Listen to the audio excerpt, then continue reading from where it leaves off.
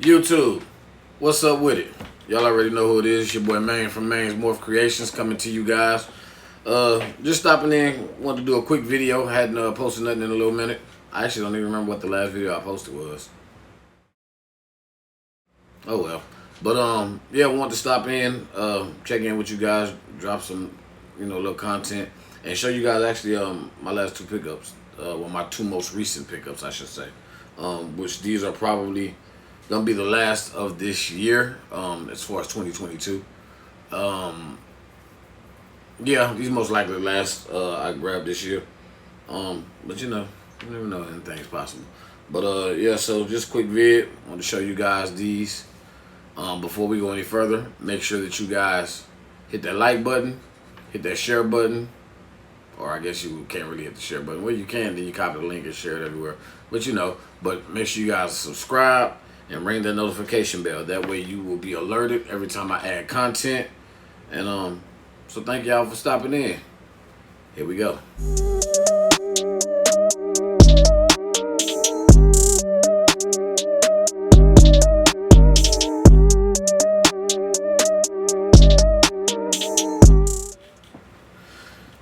And so here we have what looks to be what would be considered a normal. This is what they consider classic or wild type, not wild caught. And from the looks of her, she doesn't look like much, but she's actually a double het. So this is a double het VPI, an exanthic, and albino female. So basically double het for snow. And I got a couple of exanthic things that I'm working towards. So she'll fit right along with my little exanthic project. Decent little girl. She was kind of striking at me earlier while she was in the tub. I'm thinking she might be hungry. But nice little size on her. And so I've come up with a name for her.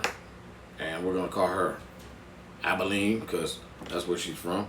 And as y'all see, she's a little squirmy. So I wanted to show you guys her, let y'all see what's going on here at Morph Maine Creations as usual. So everybody meet Abilene.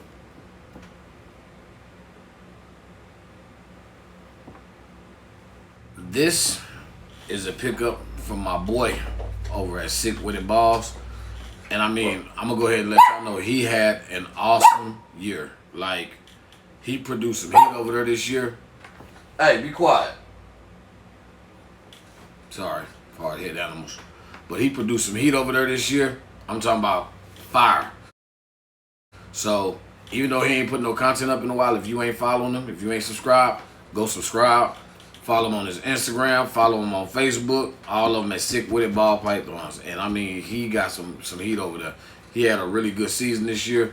Yeah, he doing his thing. And so this is a pickup that I got from him, and this guy right here is a little feisty.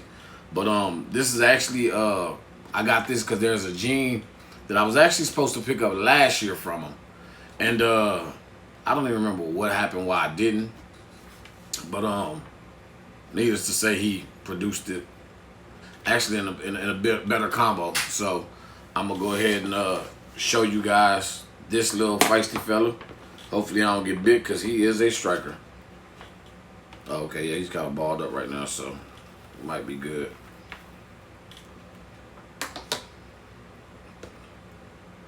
And of course, as you guys know, we're coming live from right here where I am, because these animals are still currently in quarantine. And I know Sick With It is awesome with his husbandry as far as how he takes care of his animals.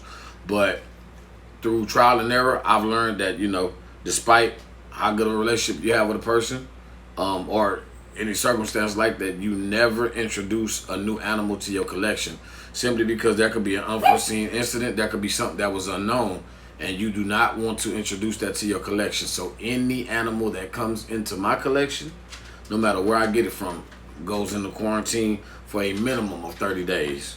And I actually have some that I've left in quarantine as long as 90 days, just to be super safe that nothing was going on with them.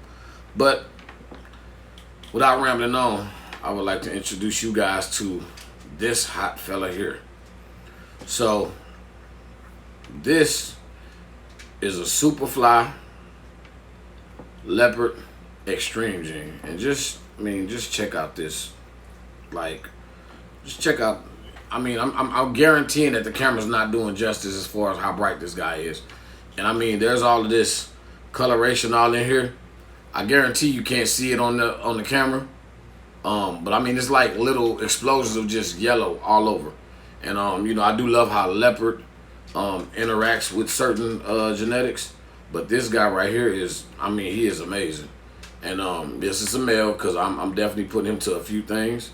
So I've been wanting to get with the extreme gene stuff, and Sick had it, and when he hatched these out earlier this year, I was like, hey, which one is me? And so went ahead and snagged him up and finally brought him home, and so wanted to let you guys get a glimpse of this fella. And I cannot wait till he's in rotation. I already got some plans for him for this next year when he's up to size, which he could be up to size in 7-8 months or so. So we'll see. But I mean, man, this guy is just stunning.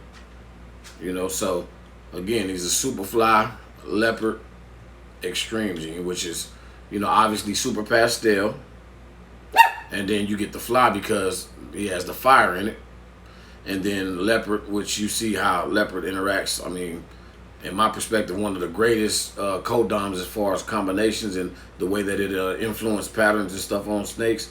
And then the extreme gene is what gives the yellow brightness, I guess you could say. But I mean, this guy's amazing. He is freaking amazing. I'm glad I was able to bring him in to Maine Morphs. And shout out to my boy G over at Sick With It Balls, man. Like I said, I've got actually quite a few animals from him, man. That guy produces some really quality animals. He is someone that, on my journey, I model myself after, as far as the quality of production, the level of quality of production that he produces, because, I mean, he got some heat over there. So, man, I want to definitely make sure I showed you guys. I mean, just look at this guy. Just look at this color on him, man. He is just amazing.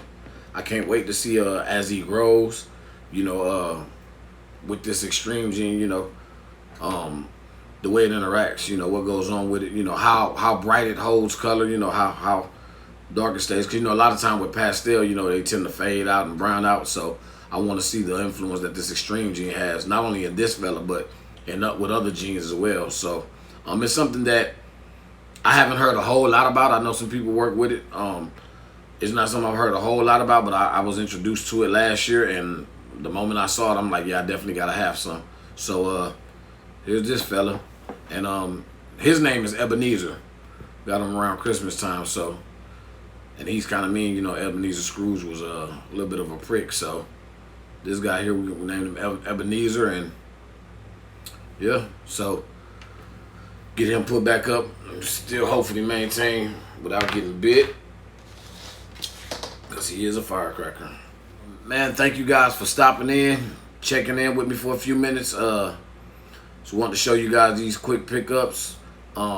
Next year, this upcoming year, 2022, I'm super excited. I've got a few things in the workings. I got a few probably within the first month or two. Some really nice pickups that I'm working on. Some great additions toward the Maine Morph collection over here as far as our genetics.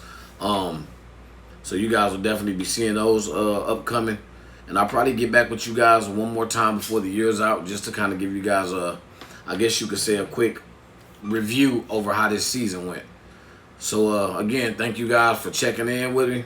If you haven't, make sure that you hit that like button, hit that subscribe button, ring that bell, and make sure you tell everybody else. Word of mouth is one of the greatest ways to spread good or bad news. So tell everybody you know about us over here at Maine Morph Creations.